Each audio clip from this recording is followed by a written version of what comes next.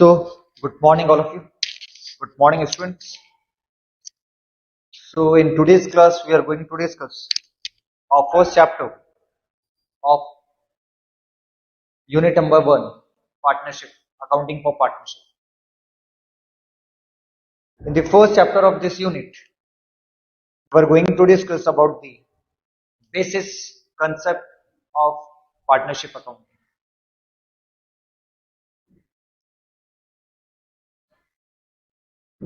So, the first concept or the first topic is all about the nature of partnership. Nature of partnership.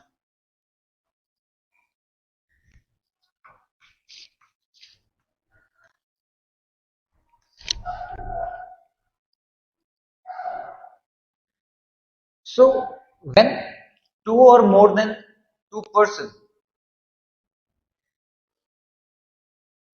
come together and do the business and share its profit and loss, they are called partnerships. They are called partners for doing the partnership business.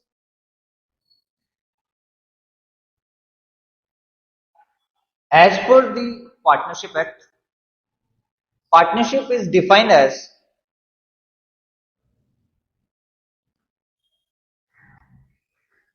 relation between persons. As per Partnership Act, partnership is defined as relation between person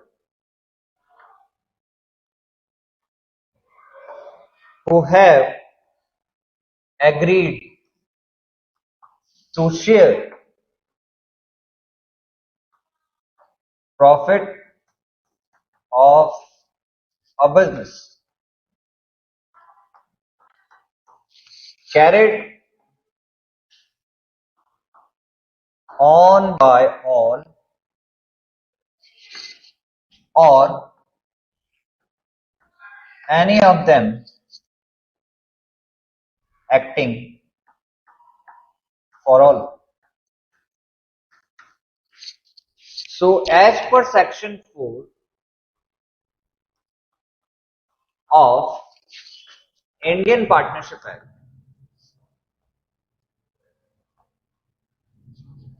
1932, partnership is defined as partnership is a relation between persons who have agreed to share profit of a business carried on by all or any of them acting for all. So if we break down this definition of partnership, we got the three things. First, it's a relationship between the persons. So partnerships built through the relationship between the persons.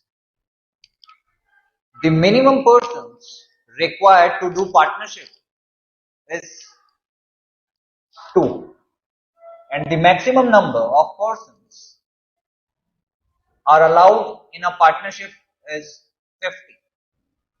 So if we talks about the minimum member is only 2, and if we talk about the maximum number under the Partnership Act 1932, it's 50.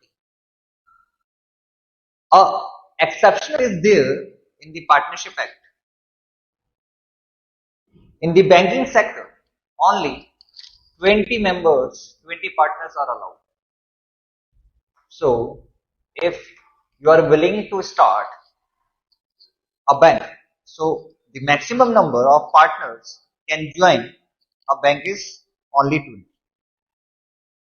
And apart from the banking sector, the maximum limit is 50. Okay. The second aspect of this definition is who have agreed to share profit of a business. So, partners or the person who joined the partnership firm are always agreed to share profit or loss of the business in a predetermined profit sharing ratio. So when the persons come together and do a business at that same time, they have to share, they have to agree, they have to meet, they have to calculate, they have to share profit and loss in a specified ratio. And the third important element contained this definition is carried on by all or any of them acting for all. That means, for example, there are three persons named as A, B, C. A, B, C come together. A, B, C can join their hand and start the business. So on the behalf of the partnership, only one of the persons can perform the operations of the business, or three of them can perform the operations of the business. So carried on by all means business operations are carried by all partners or any of them acting for all. And the second aspect is any of any of them, any one of them can also operate the operations of the business. So this is indeed a standard definition of partnership under the Indian Partnership Act 1932.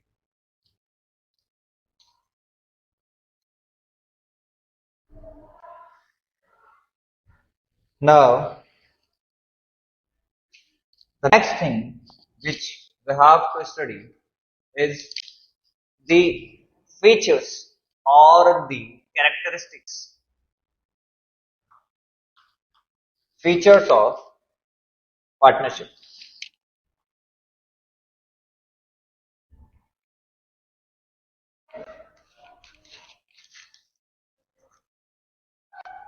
So the first feature is two or more persons.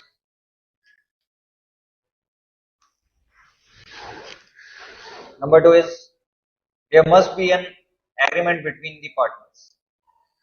Number two is agreement. Number three is business. Business must be existed between the partners. Number four is mutual agency.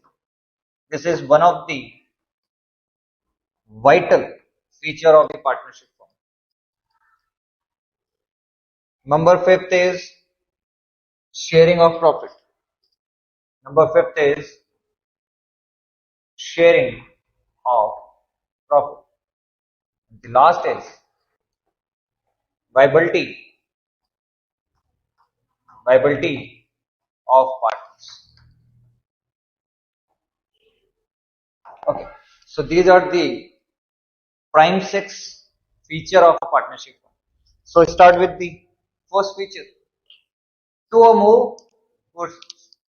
As earlier I discussed about the how many minimum and the maximum limit under the partnership. Minimum number of persons are allowed only two, and the maximum is 50. Not more than the 50 persons came together and operate a business under the partnership form. If organizations having the more than 50 persons, then the organizations have to change their form. They have to convert their partnership form into the joint stock account. Okay.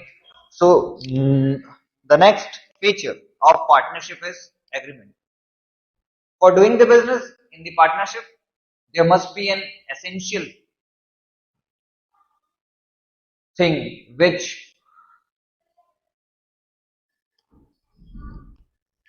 going to be a parameter for decision making is the agreement. There must be an agreement either in the oral form or the written form between the parties. This agreement is in the result of the relations between the persons who join their hand for doing the business. So agreement is the result, is in the result of relationship between the partners. So there must be an agreement existed in the partnerships. The agreement must be in oral form or maybe in written form. So while for avoiding the conflict among the partners, it is suggested that the agreement always be in a written form. Okay. Now the third characteristics of the partnership is the business. If the two persons join their hand and become a owner of property or the assets, those persons are not called as the partner. They are called as in the co-owner or the co-asset holder. So while doing the business in a partnership form, a business may exist between the partners. For example, Mr. A and Mr. B purchases a land for the investment sake. They are not doing the business combinedly. They purchase a land for the sake of just investment. So they are called as co-owner, not as co-partner or the partners. So doing the partnership, doing the business in the partnership form, business may exist between the partners or the persons. The fourth feature of partnership is mutual agency. It means the partners and the partnership firm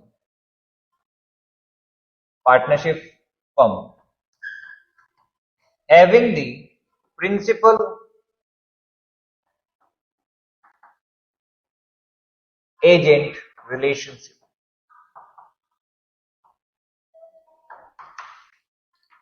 What does principal agent relationship means? This means partners acted basically two roles. Number one, they act as in the principals as well as they agent as in the agent. They act as in the agent. In the ordinary partnerships, we, while doing the accounting, does not follow the separate legal entity concepts. But as we move into the LLP, limited liability partnerships, they have to follow separate legal entity concepts. This feature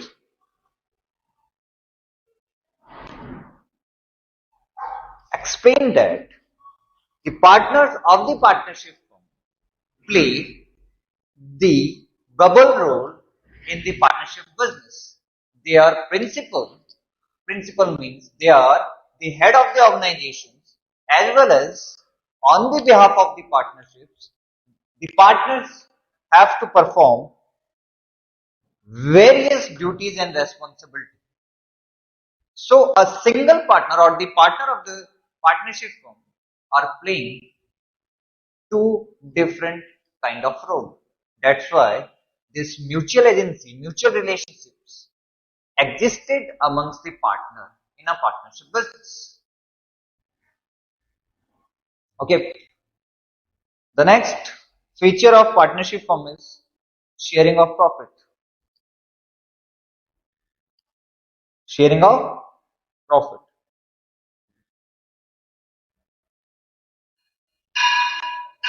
Okay. What does the sharing of profit means?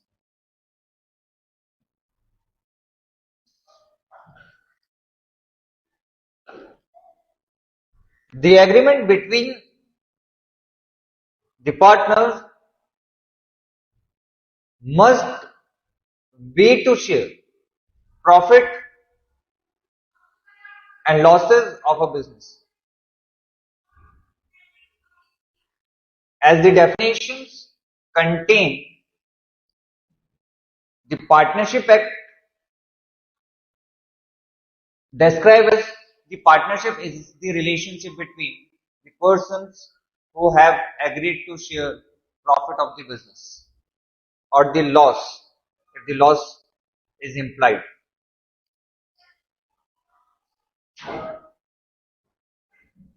So sharing of profit and loss is one of the important basis under the Partnership Act.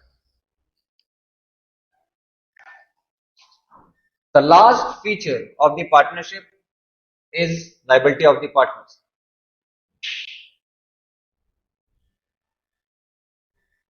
So the liability under the partnership form of business or the partners is always unlimited. As I discussed, the partnerships are in the two form. Number one is ordinary, number two is limited liability partnerships. So as we discuss about the ordinary partnership, the liability of the partners are always unlimited. Their personal assets can be seized if the partnership firm is become insolvent. But in the LLP, in the limited liability partnership 2008, the partners liability are limited only to only up to that extent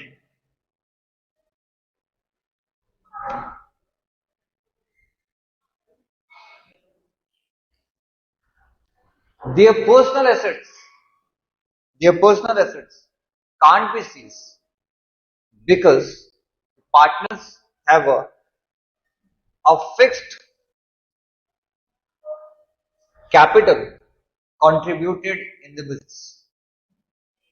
So in ordinary partnership, their partnership, the partners are having a unlimited liability, but in the LLP, partners does not have the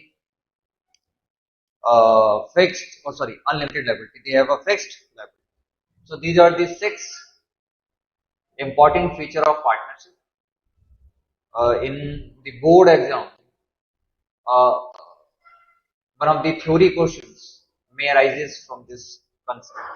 Okay, so that's all for today's class. Now we will meet tomorrow and start the new topic. Okay.